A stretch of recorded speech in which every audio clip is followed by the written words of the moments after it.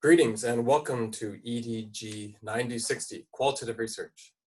Before I start the class, I wanted to start with a brief story. In 1945, a Hungarian man by the name of Andrei Stamos was arrested by members of the Soviet Union for being a potential political dissident. He was taken from his home, he was taken from his family, he was taken from his work, and he was sent thousands of miles into Siberia, where they put him into solitary confinement. Fast forward to the year 2000, the Russians are going through the old Soviet prisons when they stumble across an old man in a cell babbling loudly. They think he could be dangerous, perhaps crazy, so they bring a psychologist to talk to this man. The psychologist talks with Andrei through the door, and after just a few minutes, he goes to the guards and he says, "This man is not crazy. In fact, it is you who have driven him crazy." And he's not babbling.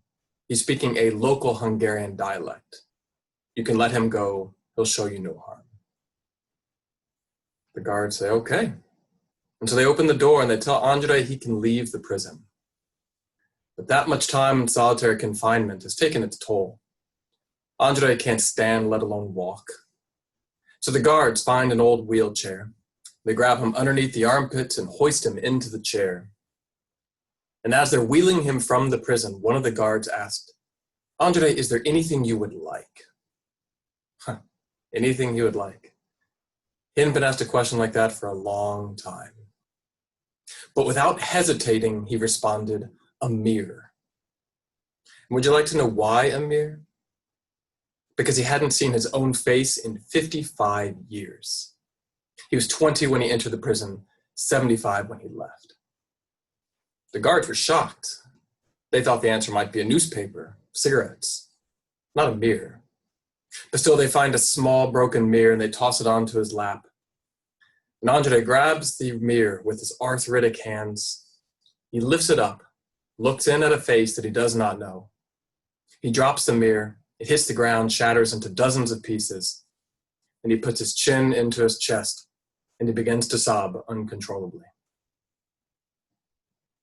Let me ask you, what would it be like to lose your perception of yourself? To change in such a profound way?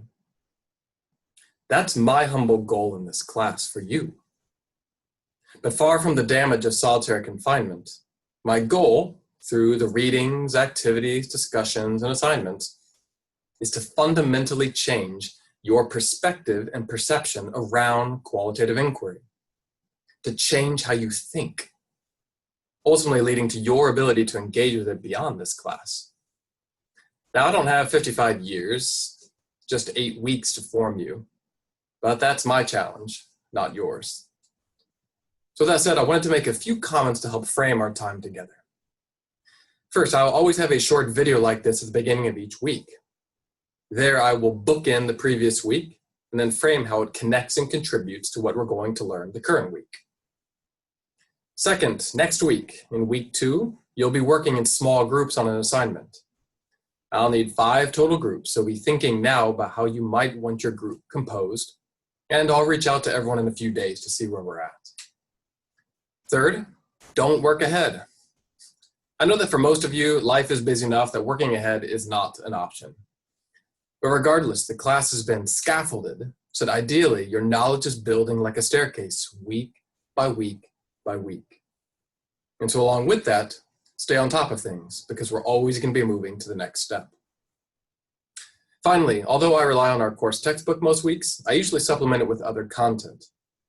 The course text is great, but it often doesn't get into the depth that's needed for a doctoral course on qualitative research.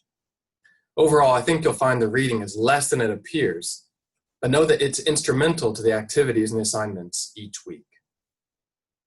So welcome again to Qualitative Research.